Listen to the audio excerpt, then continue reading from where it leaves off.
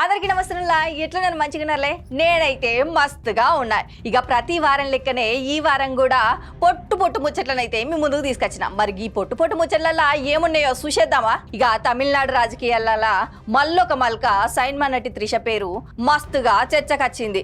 ఇక గదేంది అంటే DMK party పెద్ద లీడరు ఉదయనిధి స్టాలిన్ సార్ ఉన్నాడు కదా, గైన మాట్లాడిన ముచ్చట ఇప్పుడు బీజేపీ నాయకురాలు సైన్మా నటి ఖుష్బూ సుందర్ మస్తుగా గరం అయింది. ఇక ఒక మహిళను రాజకీయాల జగడంలా గుంజుడం మంచిది కాదు అనుకుంటా మాట్లాడింది. మొన్న అయినా ఓ రాజకీయ సభల ఉదయనిధి స్టాలిన్ మాట్లాడిన ముచ్చట జగడంకు తావు తీసింది. ఇక ఆయన మాట్లాడిన మాటలల్లా సైన్మా నటి త్రిష పేరు తీసుడు సినీ రాజకీయ వర్గాలల్లా విమర్శలు వ్యక్తమైతానే. ఇక ఈ వ్యవహారం మీద ఖుష్బూ ఒక ప్రజానాయకుడు ఇట్లాంటి ముచ్చట మాట్లాడు చాలా బాధాకరమని, మహిళల గౌరవాన్ని దెబ్బతీసే విధంగా మాట్లాడు ఏ మాత్రం మంచిది కాదని అన్నది.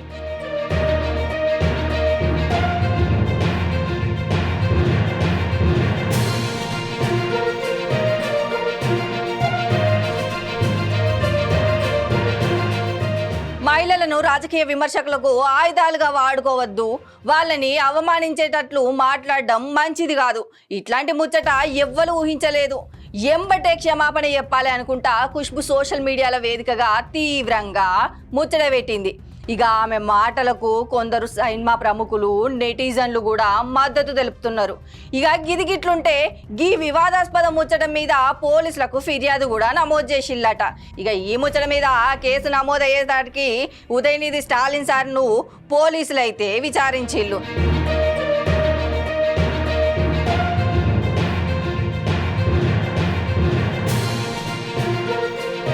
ఇక తర్వాత ఆయన మాట్లాడిన ముచ్చట మీద వివరణ ఇచ్చుకుంటా తన ఉద్దేశం తప్పుగా అర్థం చేసుకున్నారని మస్తుగా చెప్పుకొచ్చిండు. What was my statement? I didn't name anybody. I didn't talk in any bad taste. The protest was ஃப்ரீயா விடுங்க, அங்க டிராபிக் ஜாம் ஆயிடுச்சு, ஃப்ரீயா விடுங்க, பிரஸ் பார்க்கணும். షట్టర్ తీయలేదు, తాళం పగలగొట్టలేదు, కానీ 10 లక్షల బంగారం వజ్రాలు మాయమైనాయి. ఏంది, ఎట్లా జరిగింది, గిట్లా నిజంగానే జరిగిందా అనుకుంటారు కదా మీరు కూడా నా లెక్కనే. అవునుల్లా నిజమే నేను చెప్పేది. ఈ దొంగతనం ఎట్లా జరిగిందో చూసినాక షాప్ ఓనర్ కూడా మస్తుగా షాక్ అయ్యిండు. ఇక ఎందుకంటే ఈ దొంగతనం చేసింది ఎవలో కాదుల్లా, ఎవలో వెళ్తే మీరు కూడా ముక్కు మీద ఏలేసుకుంటారు, అదే ఎలకరాజు. అవునుల్లా ఎలకనే. ఇక ఇప్పుడు ఈ సోషల్ మీడియాలో ఈ వీడియో మస్తుగా వైరల్ అవుతుంది. ఇక కర్ణాటక రాష్ట్రం తుమకూరులో ఓ బంగారం షాపులో జరిగింది ఈ దొంగతనం. పొద్దుగాల షాప్ తెరిచి చూసే కల్లా బంగారం కనబడకపోయేసరికి మస్తుగా భయపడ్డారట. ఇక 10 లక్షల సొమ్ము పోయేసరికి పాపం పానం పోయినట్టు అనిపించిందంట. షాప్ అయితే తెరిచినట్టు కనవలేదు, తాళం పగలగొట్టినట్టు కూడా లేదు. మరి ఎట్లా పోయినాయి, మస్తుగా నారాజయిల్లట. ఇక సీసీటీవీ కెమెరాలలో చూసేసరికి అసలు ముచ్చట బయటపడ్డది. అది చూసినాక అందరూ నోరెళ్ళ పెట్టిల్లట. ఇక మధ్యరాత్రి పూట షాపులకు వచ్చిన ఓ ఎలుక ఒక్కొక్కసారి ఒక్కొక్క బంగారు ఉంగరాలను సైన్లను వరుస పెట్టి తీసుకుపోవడం మొదలుపెట్టిందంట. మరి అది బంగారం తీసుకుపోయి ఏం చేసుకుంటా అనుకున్నదో, లేకపోతే చుట్టాల పెళ్లికి వేసుకుపోతా అనుకున్నదో, ఏమనుకున్నదో ఏమో గాని తీసుకుపోయి దాని రంధ్రంలో పెట్టుకున్నదట. ఇక ఎలక రంధ్రంని కనుకొని తాగుడు మొదలుపెట్టిల్లట షాప్ యజమాని. ఇక అందులో 10 ఉంగురాలు 3 సైన్లు కనబడేసరికి యజమాను ఊపిరి పీల్చుకున్నాడట. ఎలుకను పట్టుకుందాం అనుకుంటే అది అప్పటికే తప్పించుకోపోయిందట. ఇప్పటి వరకు బంగారం అంటే మనుషులతోనే జాగ్రత్తగా ఉండాలి అనుకున్నాం, కానీ ఇప్పుడు ఎలుకలతోని కూడా జాగ్రత్తగా ఉండాలని ఈ వీడియో చూసిన వాళ్ళు అనుకుంటాళ్ళు. ఇక ఎలుక ఏ పాటో పోయిన జన్మల మనిషి అనుకుంటా ఈ జన్మల ఎలుకలాగా పుట్టి బంగారం తీసుకుపోయినట్టున్నది పాపం. ఇక ఈ వీడియో మీద మీరేమంటారో కమెంట్లలో రాసుకురాలి.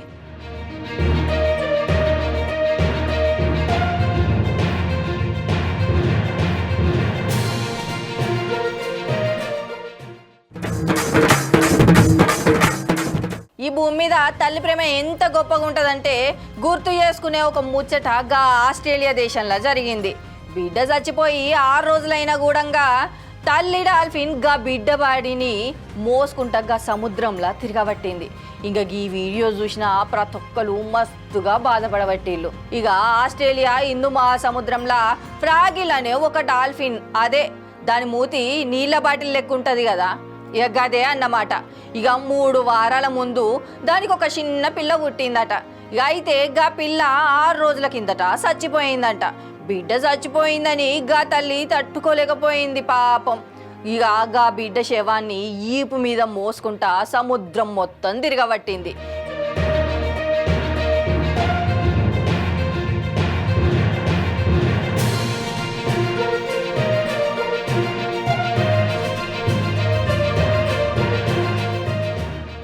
ఇక ఈ చూసిన ఆస్ట్రేలియన్ సముద్ర సంరక్షకులు ఉంటారు కదా, గదే గా సంస్థ జియోగ్రఫీ మరైన్ రీసెర్చ్ బృందం అట. ఇక గది ఉన్నది కదా, గదైతే డ్రోన్ కెమెరాలు పెట్టి అయితే వీడియోలు తీసిందట. ఇక గా ఫ్రాగిల్ గిట్ల చేసేసరికి గక్కడ పరిశీలించేటోళ్ళు ఇదైతే మొదటిసారి కాదు అని చెప్పుకొచ్చిళ్ళు. ఇక ఇంతకు ముందు కూడా డాల్ఫిన్ 4 సార్లు పిల్లల్ని కన్నదట. అవన్నీ కూడా గిట్లనే చచ్చిపోయినాయంట. అయితే డాల్ఫిన్లు గిట్ల చచ్చిపోతే గిట్లనే ఈపు మీద మోసుకొని కొన్ని రోజులు తిరుగుతాయట. కొన్ని రోజులు గిట్ల తిరిగిన తర్వాత సముద్రాలల్లా వదిలేస్తాయని చెప్పుకొచ్చిళ్ళు. ఇక ఇప్పుడైతే ఫ్రాగిలు బిడ్డను మోసుకుంటా ఉన్న వీడియో అయితే సోషల్ మీడియాలల్లా మస్తుగా వైరల్ అవుతుంది. ఇక ఈ వీడియో చూసిన జనాలు మస్తుగా రంది పడుతున్నట. ఇక తల్లి ప్రేమకు మనుషులు జంతువులు అనే తేడా ఉండదు కదా. బిడ్డ చచ్చిపోతే గా బాధ ఎట్లుంటుందో ఈ వీడియో చూస్తుంటే అర్థమైతుందని చెప్పుకొస్తాళ్ళు. పాపం గదనుల్లా ఎంత బాధపడ్డదో కదా గా తల్లి.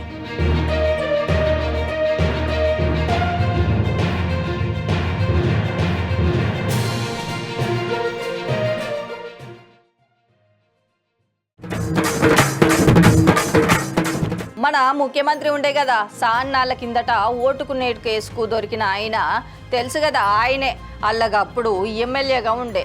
ఇక అప్పుడు ఏసీబీ అధికారులు ప్రధాన నిందితుడిగా రేవంత్ రెడ్డిని చెప్పారు.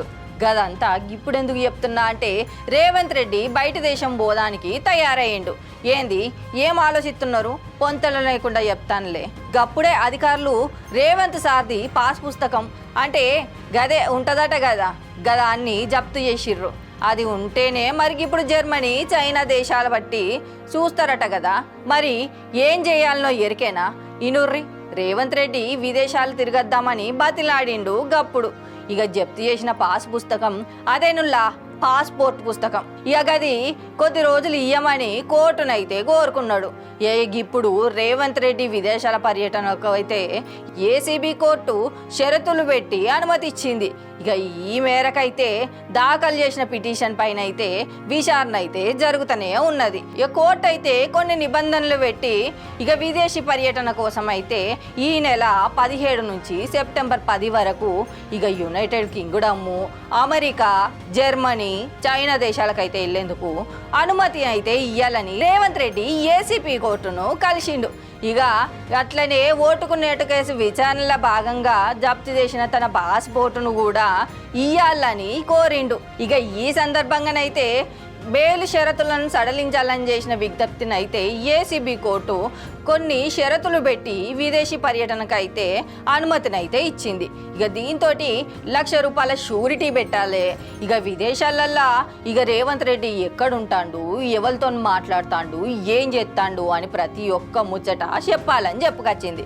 ఇక అంతేకాకుండా సెప్టెంబర్ 18 లోపు పాస్పోర్ట్నైతే తిరిగి మళ్ళీ కోర్టుకు అప్పగించాలనేసి అయితే ఇక అఫిడవిట్ని అయితే చెప్పుకొచ్చింది. ఇక రేవంత్ రెడ్డి ఏసీబీ కోర్టు ఇట్లా ఆదేశించేసరికి ఈ ఉత్తర్వులు రేవంత్ రెడ్డి విదేశీ పర్యటనకైతే మార్గం అయితే ఈజీ అయిందట.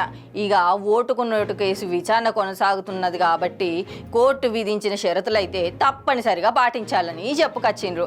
ఇక మరి రేవంత్ రెడ్డి సారు విదేశాలలో పోయి ఏం చేస్తాడో, మరి ఎప్పుడు వస్తాడో, వచ్చిన తర్వాత గా పాస్పోర్టును అప్పచెప్తాడో లేదో చూడాలి మరి.